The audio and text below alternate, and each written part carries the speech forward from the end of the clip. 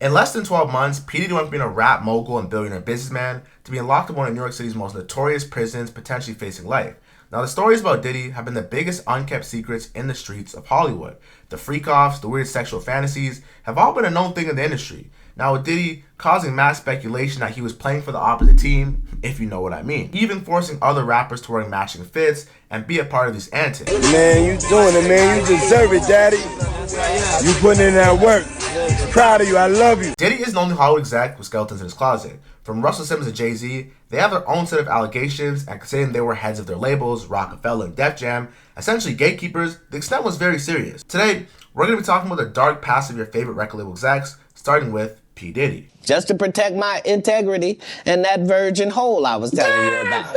Right. Because P. Diddy be wanting to party. And you gotta tell him no. Cat Williams foreshadowed the downfall of Diddy before many of us would even realize. Now, in November 2023, Cassie Ventura, the then girlfriend of P. Diddy for over 10 years, will file a civil lawsuit against Diddy, accusing him of rape, sexual assault, and physical abuse. Now, although Combs' legal team denied it, they settled this lawsuit within 24 hours. Now, given the magnitude of this being his ex-girlfriend, many people felt that she was extremely believable and that Diddy didn't want to put out anything negative about it. In last year's lawsuit, Cassie would detail being forcibly involved in freak-offs, where Diddy would use his force and threats of violence against her and coercion to cause her and the other victims to engage in extended sex acts with male commercial sex workers. Now, here's where it gets super weird for Diddy. And Diddy's essentially almost viewed as a creep and a perp and kind of like a cuckold in a way, because he's paying someone else to smash his bitch. Like, he's paying someone else to have sex with his woman like this is Pornhub. And here's where it comes with people who are rich and have seen levels of success for the past 20, 30 years.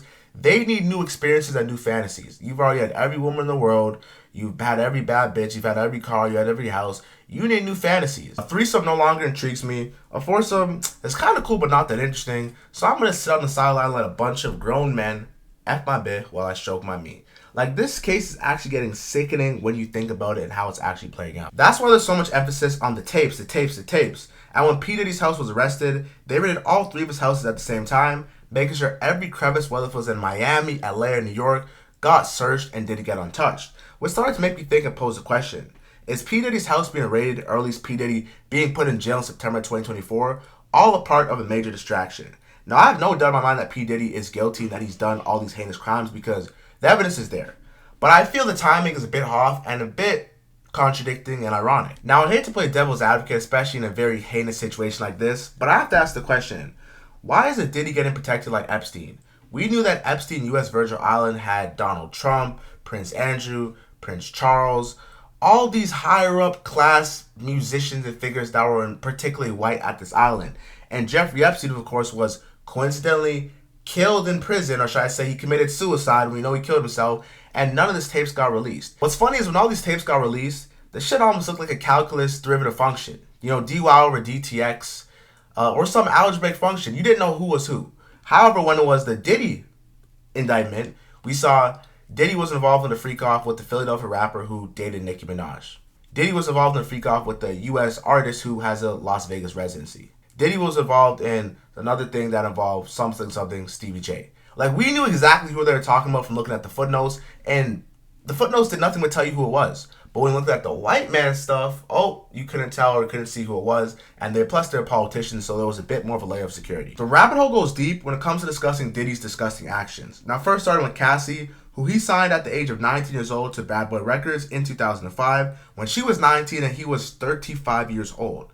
A teenager dating damn near a middle class or middle-aged grown-ass man. Generally speaking, Bad Boy Records was way out of his prime, and Cassie was signed to Bad Boy and date P. Diddy with the end goal of mind of her career blowing up and her receiving all the success, accolades, and critical acclaim. But she received everything but that.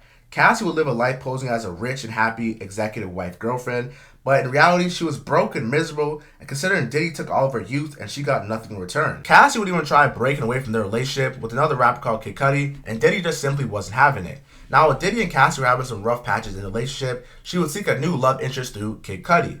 Now, Kid Cudi was a lit rapper at the time, lit off his song All of the Lights, featuring Kanye West and Rihanna, and Diddy was super jealous. So jealous that Diddy blew up Kid Cudi's car using a car bomb, setting it on fire, attempting to kill him. The prosecutors alleged that Combs hired a conspirator to set Cudi's car on fire, and they did so in the manner by opening the top of his convertible and dropping a Molotov cocktail inside, which caused the vehicle to blow up in the driveway. And this was later confirmed by Cassie herself because of their fling. P. Diddy's narcissistic and evil ways would have no boundary, and he would be exposed on a brighter light and a brighter scale after he forced Cassie to shave one side of her head bald so nobody would like her and find her attractive. P. Diddy is a psychopath, and after seeing that video of him beating the life out of Cassie wearing a bathrobe, there's nothing that he can do or say to save face after we've seen that video. We can simply just never unsee that. He's had a corrupt history in the music game, from stealing publishing from artists, gatekeeping artists, and nobody wants to hear this weak-ass apology that's only being said because he got caught. It's so difficult to reflect on the darkest times in your life. But sometimes you gotta do that. I was up. I hit rock bottom. But I make no excuses. My behavior on that video is inexcusable. I take full responsibility for my actions in that video. I'm disgusted. I was disgusted then when I did it. I'm disgusted now. I went and I sought out professional help. I had to go into therapy and go into rehab. Had to ask God for His mercy and grace.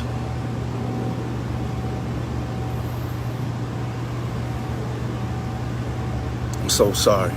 You're not sorry because you're seriously sorry. You're sorry because your ass got caught. Another person who was very vocal about the demise of Diddy was Shine.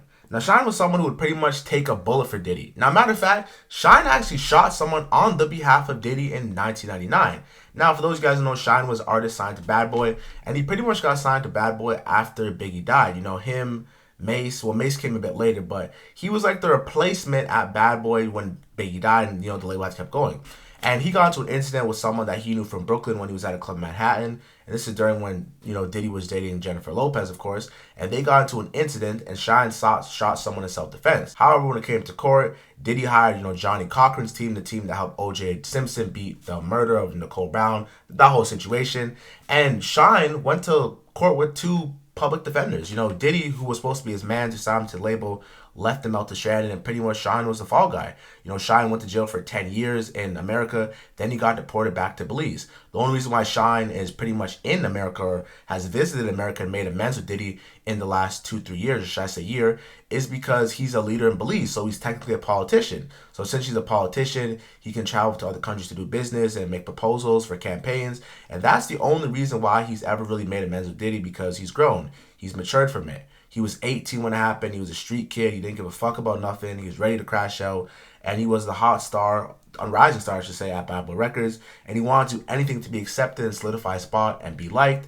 But that came at a cost. Jay-Z, the Rockefeller mogul, has been someone very close to Diddy throughout the past couple years. However, throughout the past, should I say, 18 months, he's been pretty much remotely invisible. And you rarely see him or hear from him when it comes to anything. Now, Diddy's been a good friend of Jay for the past couple of years just because they're both successful music record label execs from the 90s. And Jay would always have his Rock Nation brunch, which is known for having him, DJ Khaled, Swiss, and all of the major artists who just made a way in the 90s and 2000s and are very successful. Now, Jay-Z has pretty much disappeared throughout this entire situation, leaving his man's Diddy in the dark, almost because Jay-Z feels that he's next. Now, we see multiple speculations, allegations hitting towards Jay-Z, almost given the fact that he started dating Beyonce when she was like 60 and he was 27, and given the 10-year age gap, it is kind of weird. And I'm not going to say Jay-Z's got a weird case, why is he around, because that isn't what's happening, but it does add a little nuance to the situation, given how when Cassie first started, dating Diddy, they were like 16 years apart. Jay started dating B, 10 years apart, and obviously with them both being musicians, both being successful and being adults at one point, or should I say shortly after, we've looked past the Beyonce and the Jay-Z situation. Stay tuned for the next video. We're covering all three like you saw in the thumbnail. Let's get it. Subscribe for more. Thank you for watching. Jared the Star.